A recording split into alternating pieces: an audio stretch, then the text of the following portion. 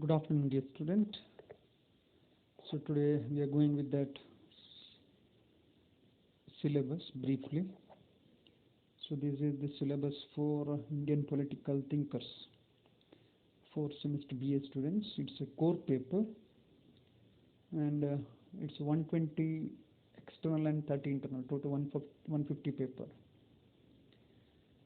So here total 5 blocks, out of which we need to discuss that 5 important stages. In that stage we are discussing the different thinkers, Indian political thinkers. So ಇವತ್ತಿನ ಮೊದಲ ಕ್ಲಾಸಲ್ಲಿ ನಾವು ಸಿಲೆಬಸ್ನ ಬಗ್ಗೆ ಸಂಕ್ಷಿಪ್ತವಾಗಿ ಒಂದು review ಮಾಡ್ತಾ ಹೋಗ್ತಾ ಇದ್ದೇವೆ.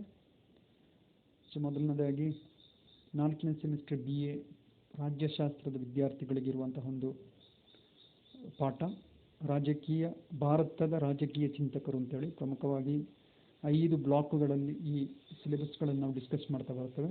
5 ಬ್ಲಾಕ್ಗಳಲ್ಲಿ 5 ಬೇರೆ ಬೇರೆ ಸ್ಟೇಜ್ಗಳು, ಹಿಂದಿನಿಂದ ಹಿಡಿದು ಈಗಿನ ಆಧುನಿಕ ಚಿಂತಕರ ತನಕ ಇರುವಂಥ 5 ಸ್ಟೇಜ್ಗಳಾಗಿ ಸಿಲೆಬಸ್ಸನ್ನು ವಿಂಗಡಣೆ ಮಾಡಲಾಗಿದೆ. 5 ಸ್ಟೇಜಸಲ್ಲಿ ನಾವು ಬೇರೆ ಬೇರೆ ಭಾರತದ ರಾಜಕೀಯ ಚಿಂತಕರುಗಳನ್ನು ನಾವು ಡಿಸ್ಕಸ್ ಮಾಡ್ತಾ ಹೋಗಬೇಕಾಗ್ತದೆ. ಪ್ರಮುಖವಾಗಿ ಇದು ಕೋರ್ ಪೇಪರ್ ಅಂತ ಹೇಳುವಾಗ ಒಟ್ಟು 150 ಮಾರ್ಕ್ಸಿಗೆ ಇರ್ತದೆ. ನೀವು ಕಳೆದ ಸಲ ರಾಜ್ಯಶಾಸ್ತ್ರ ಬರೆದಿರ್ತೀರಿ, ಈ ಸಲ ಕೂಡ ಇದು ಕೋರ್ ಪೇಪರ್ ಆಗಿರ್ತದೆ. ಇಲ್ಲಿ ಕೂಡ ಪ್ರಮುಖವಾಗಿ 5 ಪ್ರಮುಖವಾದಂತಹ ಸ್ಟೇಜ್ಗಳಲ್ಲಿ ಇರುವಂತಹ ಈ ಸಿಲೆಬಸ್ಗಳಲ್ಲಿ ಒಟ್ಟು 150 ಅಂಕಗಳಿಗೆ ನಿಮಗೆ ಎಕ್ಸಾಮ್ಸ್ಗೆ ಬರ್ತದೆ. ಅದರಲ್ಲಿ 120 ಬಾಹ್ಯ, ಅಂದರೆ ನಿಮ್ಮ ಸೆಮಿಸ್ಟರ್ ಎಕ್ಸಾಮ್ಗೆ ಸಂಬಂಧಪಟ್ಟಾಗೆ 30 ಆಂತರಿಕ ಪರೀಕ್ಷೆಗೆ ಸಂಬಂಧಪಟ್ಟಾಗೆ ನಿಮಗೆ ಪ್ರಮುಖವಾಗಿ ಅಂಕಗಳನ್ನು ನಿಗದಿಪಡಿಸಲಾಗಿದೆ.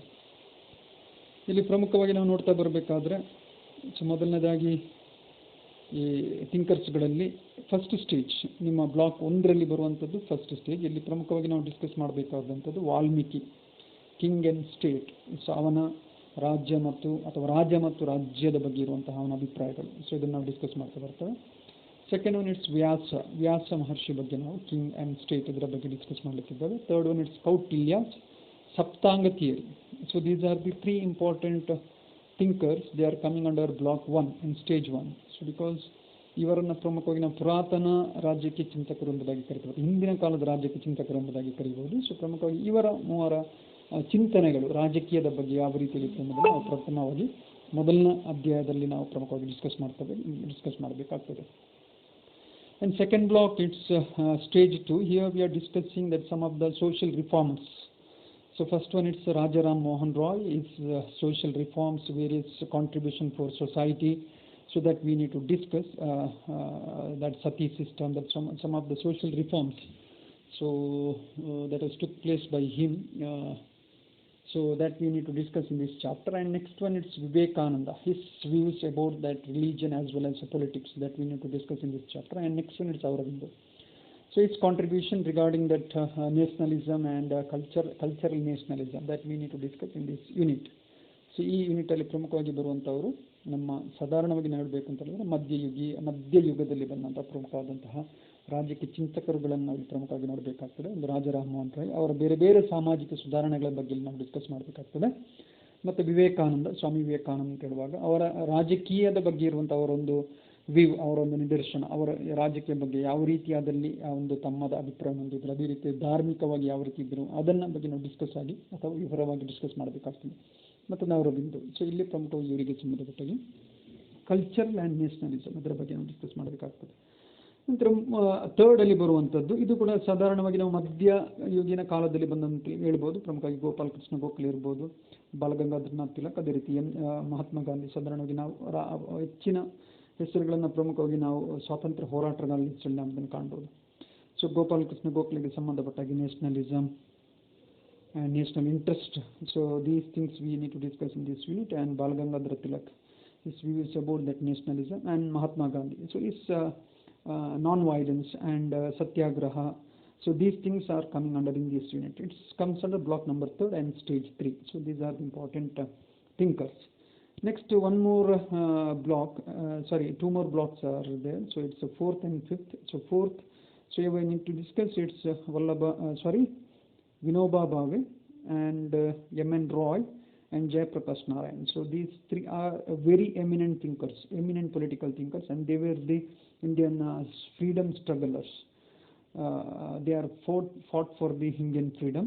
So M.N. Roy as well as the Jayaprakash Narayan and one more is Vinoba Bhave. So we need to discuss that very important aspects under these topics unit number 4.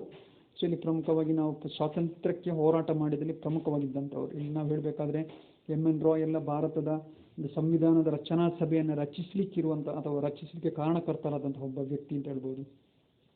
ಅದೇ ರೀತಿ ಜಯಪ್ರಕಾಶ್ ನಾರಾಯಣರೆಲ್ಲ ಪ್ರಮುಖವಾಗಿ ಸ್ವಾತಂತ್ರ್ಯ ನಂತರದ ಕಾಲದಲ್ಲಿ ಕೂಡ NGOಗಳನ್ನೆಲ್ಲ ಸ್ಥಾಪಿಸಿ ಭಾರತದಲ್ಲಿರುವಂಥ ಬೇರೆ ಬೇರೆ ರೀತಿಯಾದಂತಹ ಸಾಮಾಜಿಕ ಶೋಷಣೆಗಳನ್ನು ಹೋಗಲಾಡಿಸುವಲ್ಲಿ ಬಹಳಷ್ಟು ಪ್ರಮುಖ ಪಾತ್ರ ವಹಿಸಿದಂಥ ಒಬ್ಬ ವ್ಯಕ್ತಿ. ಅದೇ ರೀತಿ ವಿನೋಬಾ ಭಾವೆ ಕೂಡ ಇವರ ಪ್ರಮುಖವಾದಂತಹ ಒಂದು ಸಿದ್ಧಾಂತಗಳನ್ನು ಕೂಡ ರಾಜ್ಯದ ಸಿದ್ಧಾಂತಗಳನ್ನು ಕೂಡ ನಾವು ಇಲ್ಲಿ ಡಿಸ್ಕಸ್ ಮಾಡಲಿಕ್ಕಿದ್ದೇವೆ. ಯೂನಿಟ್ ನಂಬರ್ 4ರಲ್ಲಿ ಬರುವಂಥದ್ದು.